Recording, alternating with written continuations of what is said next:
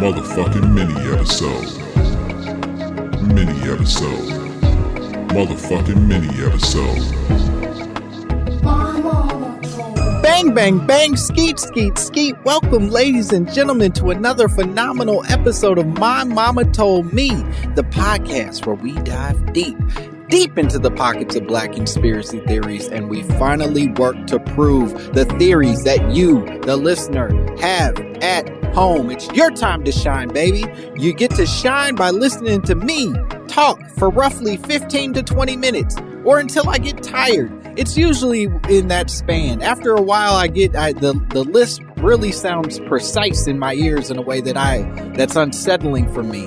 I took speech classes for an entire year, 4th grade. Me and 3 other kids would get pulled out of English class and taken down to a much smaller, much more shameful classroom where they would make us play games and they would give us candy every time we S's out of our stupid mouths. It was a journey each time, trying to explain to my classmates where I was going and not exposing myself as a mushmouth idiot. And it never worked. They knew. They always knew. And they say, here he comes.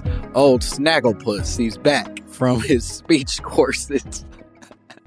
And I had the best. You know what was funny about it is I actually had the best speech impediment in the entire class. Like everybody else had it way worse. They had that weird R thing that babies have, and apparently you can keep having well into adulthood. But I was out there thriving, so I won all the games, and I was a big champion of the speech classes, but not a champion amongst my regular peers. No, sorry, Bob. They didn't respect me at all. But that's neither here nor there. I don't know why I brought that up. This isn't what the episode is about at all. It has literally nothing to do with today's episode. Once again, we're going to be taking submissions from our dear listeners. And this one actually comes from a person who his name is President Cheeto. That's the name that was offered up to me. Now, I'm not sure if the implication is that he is, in fact, the president of the Cheeto company, or if he is merely making a slight at our former president, great president, maybe the best president we've ever had. What if this is when I revealed that I was a Trump supporter this entire time? That'd be pretty cool. What a fun journey that would have been, and a weird turn for all of you who have committed to downloading this every week, you fucking idiots. That's right. He's cool, and I think his body is hot, and I like when he plays golf in the middle of horrifying moments in the country. It encourages me. Gotcha. All right. Anyway, I'm going to play this recording from President Cheeto, and we'll talk about it afterwards. It's a fun one. Hey, Langston. Love the podcast. Had a conspiracy theory for you. After World War II, the U.S. scooped up all the Nazi scientists. Look up Operation Paperclip. And one of the scientists is actually connected to Lyme disease, which, has affected my family. So, anyway, love the podcast. Thought it was a worthy white conspiracy theory to follow up on. Love the podcast so much. You make me laugh so hard. Keep up the great work. Bye. All right. Well, first of all, President Cheeto, I don't like open-ended assignments. I don't care for that one bit. You come to me and you say, look up Operation Paperclip. You don't even tell me what I'm meant to walk away with from this. This is a black conspiracy theory podcast. And here you come with some white bullshit that I don't know what to do with. And furthermore, Lyme disease? It affected your family? Tell me how, President Cheeto. I want to know who among you gets sleepy at weird hours in the day because of their terrible Lyme disease. Yeah, I'm joking. Obviously, I'm very happy that you sent this to me. I did have some trouble figuring out exactly where this connects in the My Mama Told Me verse, if that makes sense, in this whole sort of multiverse of black shit that I was digging into. But it turns out that there actually is a bit of a connection. So for those that aren't aware of what Operation Paperclip is, I'll break it down. Basically, Operation Paperclip was the CIA mission in the wake of World War II to salvage the greatest minds, quote unquote, greatest minds of Nazi Germany and bring them to the U.S. in order to better prepare themselves for the pending battle with the Soviet Union in the Cold War. It's a very real thing that happened. A bunch of CIA operatives made it possible for German scientists to come to the US and work on science here under the guise of just being scientists without revealing that they actually were scientists for fucking Hitler. It's a big deal. And at the time, President Truman didn't even approve the shit. He wasn't a fan. He had this weird thing where he believed that Nazis were bad and shouldn't get the chance to rebuild their lives. I don't know. The guy was a weirdo.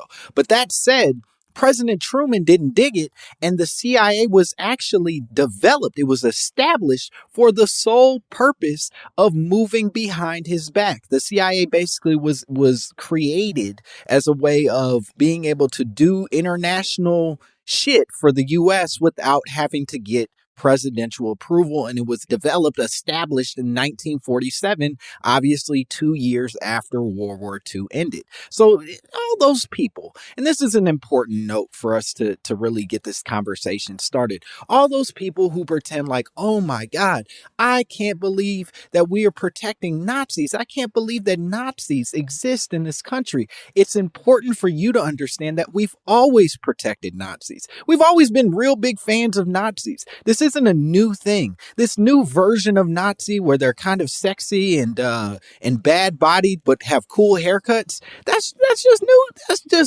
That's new Coke. That is new Coke as far as I'm concerned, because we've been drinking that poison for a long time. Now, Langston, I'm glad you brought up New Coke. Why is that, Langston? Because it actually connects to where this becomes not just a international conspiracy theory, not just a conspiracy theory on a larger scale, but a conspiracy theory that affects Black people. And this connection comes from a completely different submission that I received from a person named Mitchell. Mitchell sent me a message very recently.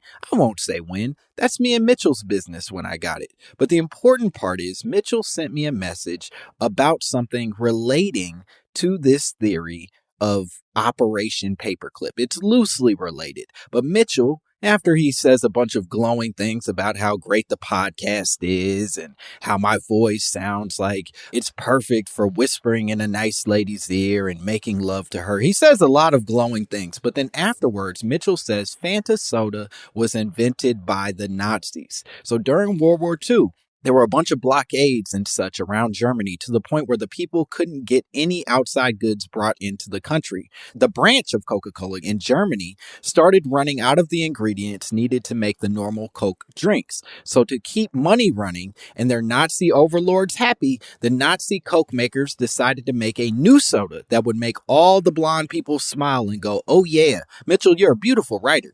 So they threw a bunch of stuff together and then the original Fanta soda was made. Then after the war, and once Germany was no longer being such dicks, that's up for grabs. The Coca-Cola company was looking at each other like, damn, this Fanta soda is some good shit. So they decided, let's start selling this around the world and just pretend it wasn't made by a bunch of racist white dudes trying to please a guy who looked exactly like the people claimed to hate so much. Hope y'all can figure out a way to talk this out. Love the show. And just to reiterate, Fanta was made by racists for racists. But you can drink it if you need something cold and refreshing, especially the orange soda, because whose orange soda is better? Sunkissed? Fuck that shit.